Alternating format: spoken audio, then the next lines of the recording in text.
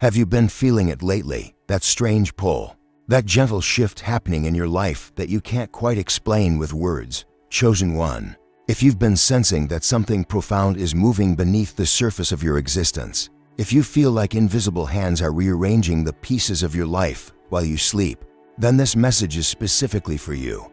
You're not imagining it. You're not going crazy. What you're experiencing right now is one of the most sacred processes that can happen to a soul walking this earth.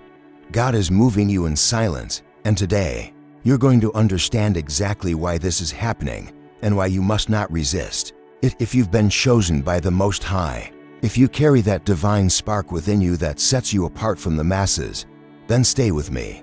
What I'm about to reveal will change how you see every challenge, every unexpected change, and every moment of uncertainty you've been experiencing. This is your divine download, and your soul has been waiting for this revelation. Chosen one, let me tell you something that will shift your entire perspective.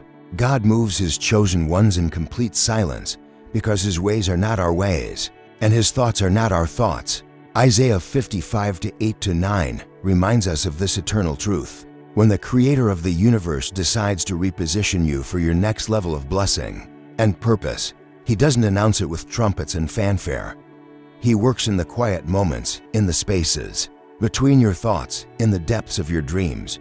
But why does God choose to move in silence? Because, chosen one, you live in a world that is constantly trying to influence your decisions, manipulate your thoughts, and derail your destiny. The enemy of your soul knows that if he can create enough noise, enough confusion, enough chaos around you, he can drown out the still small voice of the Holy Spirit guiding you toward your purpose. This is why God moves in silence, to bypass all the external noise and speak directly to your spirit. Think about it this way. When a master chess player makes a move, they don't telegraph their strategy to their opponent. They move with calculated precision, seeing 20 moves ahead while others can barely see the next step. This is exactly how God operates in your life. While you're focused on your immediate circumstances, wondering why certain doors are closing, or why certain people are being removed from your circle, the divine strategist is setting up your victory several moves in advance. The silence isn't punishment, chosen one.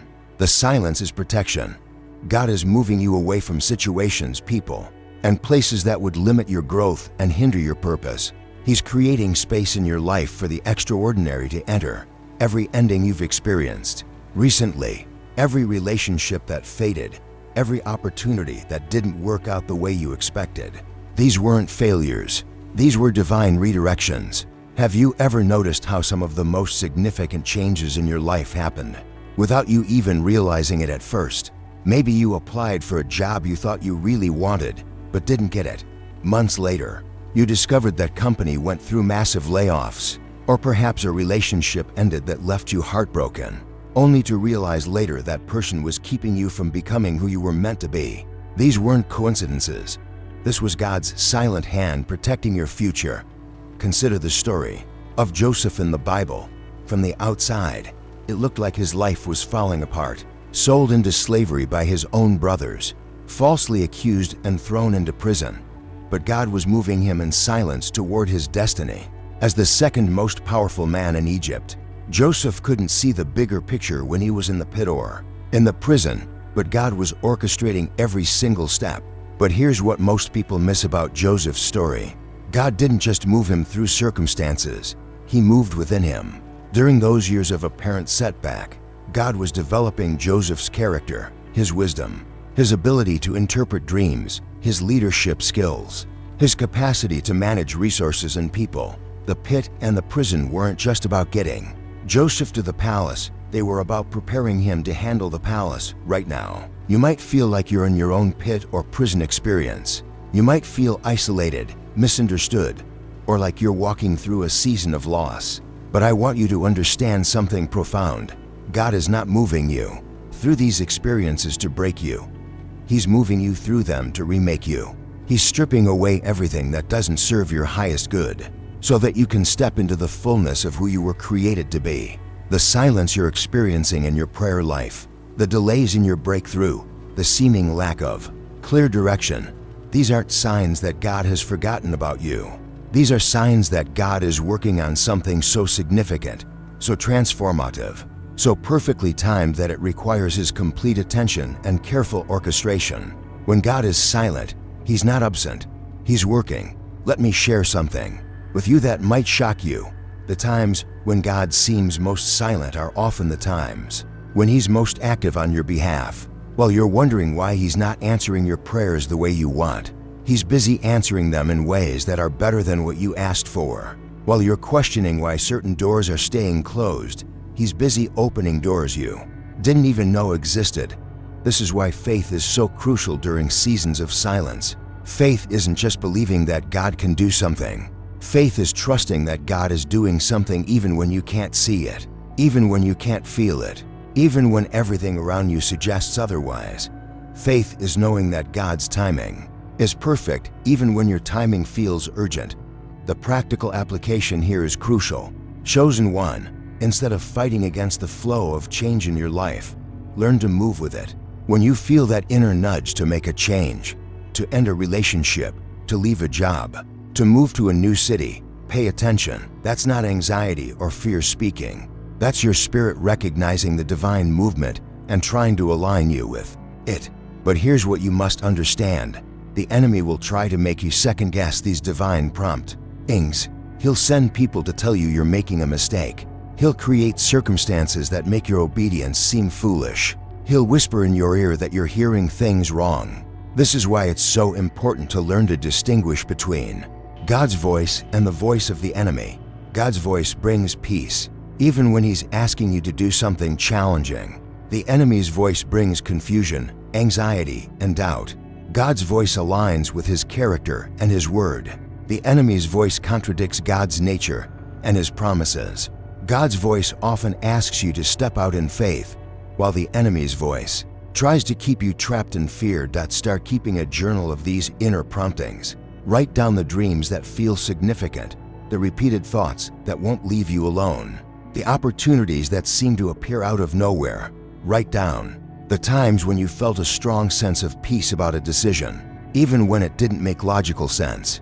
Write down the moments when you felt God's presence most strongly. What you were doing, what you were thinking about. You'll begin to see a pattern, a divine thread weaving through your experiences. This is how you learn to recognize God's silent hand in your life. This is how you develop the spiritual sensitivity to detect when God is moving, even when He's not making any noise about it. Remember, chosen one, God's silence is not His absence. His movement in your life, even when it's imperceptible to your natural senses, is always purposeful, always loving, always leading you toward your highest good and greatest purpose. The question isn't whether God is moving in your life. The question is whether you're paying attention to His movement and cooperating with it. Here's a truth that many chosen ones struggle to accept. God removes people from your life, not to punish you, but to protect your destiny. In John 15:2, Jesus speaks about the Father as the gardener who prunes the branches so they can bear more fruit. Chosen one, you are that branch, and the pruning process, though painful, is absolutely necessary for your spiritual growth and divine purpose. The people who have walked away from your life recently, the friendships that have grown cold, the romantic relationships that ended seemingly out of nowhere, these weren't random occurrences. God has been moving you away from connections that were draining your energy, limiting your growth, or pulling you away from your divine assignment. As painful as it might be to acknowledge, some people in your life were never meant to go the distance with you. This is one of the hardest lessons for chosen ones to learn, because you have such pure hearts. You see the best in people. You give chance after chance. You hold on to relationships long past their expiration date because you believe in redemption and growth. But there comes a time when God says, enough, it's time for you to move forward. And some people cannot come with you where I'm taking you. Think about the Israelites in the wilderness. God had to move them away from Egypt, away from the familiar bondage, to bring them to the promised land. But notice this, not everyone who left Egypt entered the promised land. Some people were removed from the journey because their mindset, their complaints, their lack of faith would have contaminated the entire community. God protected the chosen ones by removing those who would have held them back. The same thing is happening in your life right now. God is creating space for the right people to enter your life. People who will celebrate your gifts, support your vision, and walk with you in your divine assignment. But first, He has to remove those who were taking up space that belongs to your true tribe. I know it hurts, chosen one. I know it feels lonely sometimes. You might look around and wonder why your circle has become so small, why you feel so different from the people around you, why conversations that used to energize you now feel draining and superficial. This isn't because you're becoming antisocial or difficult. This is because you're ascending to a higher frequency, and not everyone can match that vibration. Here's what you need to do during this pruning season. Embrace the solitude. Use this time to deepen your relationship with God, to discover more about your authentic self, to develop your gifts and talents without the influence of others' opinions and expectations. This quiet season is not a punishment, it's preparation. God is preparing you for the relationships and opportunities that are coming. Relationships that will honor and amplify your divine purpose rather than diminish it. Stop trying to convince people to stay in your life. If God is moving them out, trust His judgment. Stop trying to resurrect dead relationships or force connections that no longer flow naturally. Instead, bless them and release them. Thank God for the lessons they taught you, the growth they inspired, and the role they played in your journey. Then open your heart to receive the new connections that are aligned with your destiny. Remember, chosen one, the people who are meant to be in your life during this next season won't need to be convinced to stay. They'll recognize your light, appreciate your uniqueness, and support your mission. But you have to make room for them by releasing those who were never meant to go the distance with you. Asterisk chosen one. What looks like setback is actually set up. What feels like God is moving you backward is actually Him positioning you for a quantum leap forward. Every closed door, every delayed answer to prayer, every unexpected detour you've experienced recently has been God setting up the perfect conditions for your breakthrough. Consider the story of David. Before he became king, he spent years running from Saul, hiding in caves, feeling forgotten and abandoned. From David's perspective, it probably seemed like God had forgotten His promise. But God was using those wilderness years to develop David's character, to strengthen his faith, to teach him dependence on divine guidance rather than human approval. The cave seasons weren't wasted time, they were preparation time. Right now, you might feel like you're in your own cave season.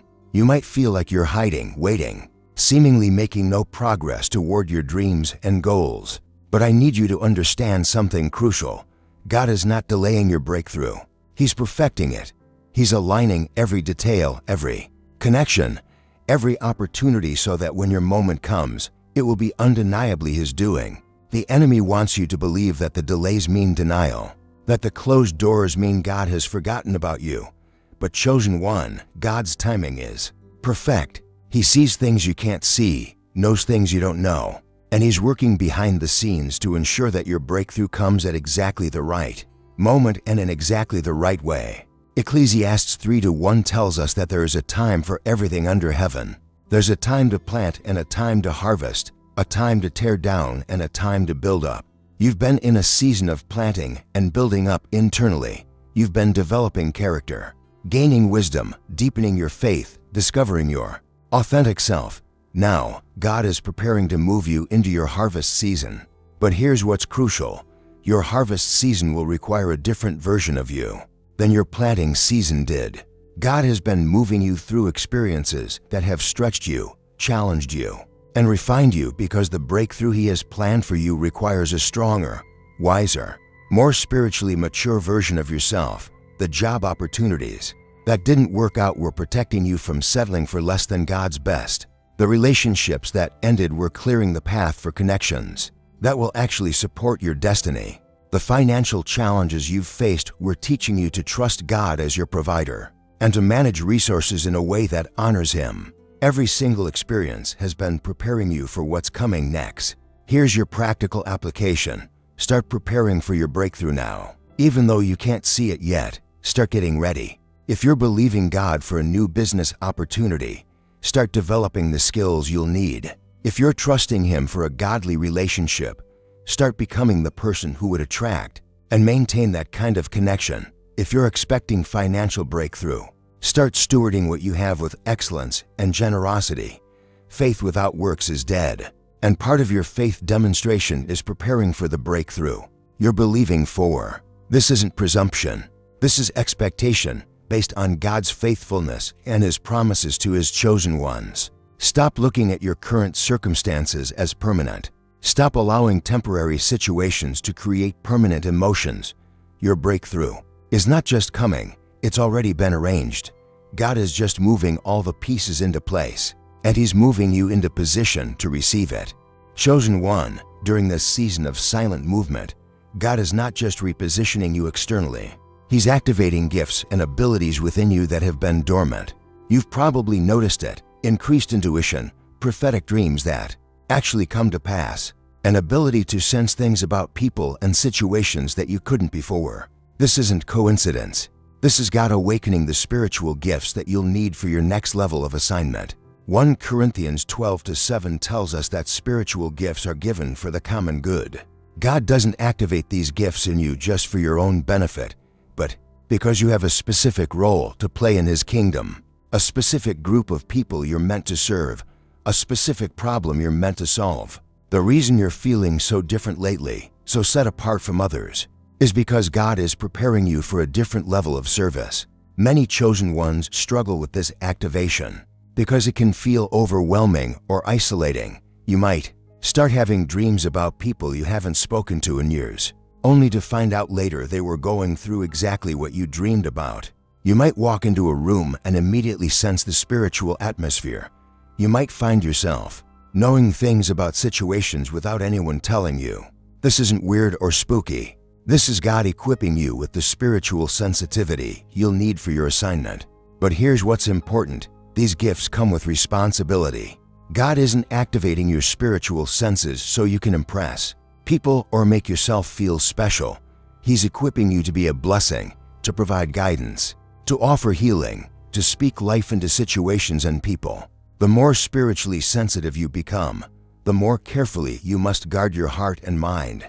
During this season of activation, you must be more intentional about what you allow into your spiritual space, the music you listen to, the shows you watch, the conversations you engage in, the people you spend time with. All of these things affect your spiritual sensitivity. You're becoming like a tuning fork, vibrating at a higher frequency, and you must protect that frequency from being clouded by lower vibrational influences. This is why God has been moving you away from certain environments and relationships. Your spiritual gifts cannot fully activate in spaces filled with negativity, gossip, doubt, and faithlessness. You need to be in environments that honor the sacred, that welcome the presence of God, that celebrate rather than mock spiritual things. Start paying attention to the patterns in your spiritual experiences. Keep a dream journal. Note the times when your intuition proves accurate. Pay attention to the people you feel drawn to pray for, the situations that burden your heart, the solutions that come to you in quiet moments. These are clues about the specific ways God wants to use your gifts. Don't be afraid of this activation. Chosen one, don't try to suppress or ignore what's happening within you. Instead, ask God for wisdom about how to steward these gifts properly. Pray for discernment to know when to speak and when to remain silent, when to act on what you're sensing and when to simply pray about it. Remember, every major figure in the Bible who was used by God had to go through a season of spiritual activation and development. Moses had his burning bush experience. Samuel learned to hear God's voice as a young boy. David wrote psalms in the wilderness that still minister to people thousands of years later. Your activation season might look different, but the purpose is the same. God is preparing you to be a vessel of His love, wisdom, and power in the earth. Chosen one, all of this silent movement, all of this repositioning, all of this activation is leading to one thing: your divine assignment. God didn't choose you randomly. He chose you specifically because you have something unique to offer the world, a specific problem to solve, a specific group of people to serve, a specific aspect of His kingdom to advance. Your assignment isn't just about what you do for work, though it might include your career. Your assignment is about the unique way you reflect God's character in the earth, the specific aspect of His nature that shines through you most brightly. Maybe you're meant to demonstrate His healing power, His creative genius, His compassionate heart, His prophetic voice, His shepherding care, His innovative solutions. The reason your life has felt so unsettled lately is because God is moving you away from assignments that were too small for your calling and positioning you for the work you were actually created to do. You've probably felt restless in situations that others find perfectly acceptable. You've probably felt like you were meant for something more, something bigger, something that would make a real difference in the world. That restlessness isn't dissatisfaction. It's your spirit recognizing that you're not yet operating in your full purpose. It's like a seed that has sprouted but is still growing toward the light. The growth process can be uncomfortable, but it's absolutely necessary for the plant to reach its full potential. Jeremiah 1:5 says, "Before I formed you in the womb I knew you. Before you were born I set you apart. I appointed you as a prophet to the nations." God didn't just know you before you were born. He appointed you. He set you apart. He gave you a specific assignment. Everything that has happened in your life, every experience you've gone through, every skill you've developed, every lesson you've learned has been preparing you for this assignment. The challenges you've overcome have given you the testimony you'll need to encourage others. The mistakes you've made and recovered from have given you the wisdom you'll need to guide others away from those same pitfalls. The gifts and talents you've developed have given you the tools you'll need to serve effectively. Nothing has been wasted. But here's what's crucial about divine assignments. They always require you to step beyond your comfort zone. They require you to trust God at levels you've never had to trust Him before. They require you to use gifts you're still learning to steward. They require you to serve people who might not immediately appreciate what you have to offer. This is why God has been moving you through this preparation process. He's been building your faith, developing your character, activating your gifts, and positioning you strategically, because your assignment will require all of these elements to be successful. Your assignment might not look like what you expected. It might not match the dreams you had when you were younger, or the goals you set based on other people's definitions of success. But it will be perfectly suited to who you are and what the world needs from you specifically. Some of you are being prepared to start businesses that will solve problems and create jobs. Some of you are being prepared to write books or create content that will heal and inspire. Some of you are being prepared to lead ministries or organizations that will transform communities. Some of you are being prepared to raise children who will change the world. Some of you are being prepared to be the praying force behind other people's public ministries.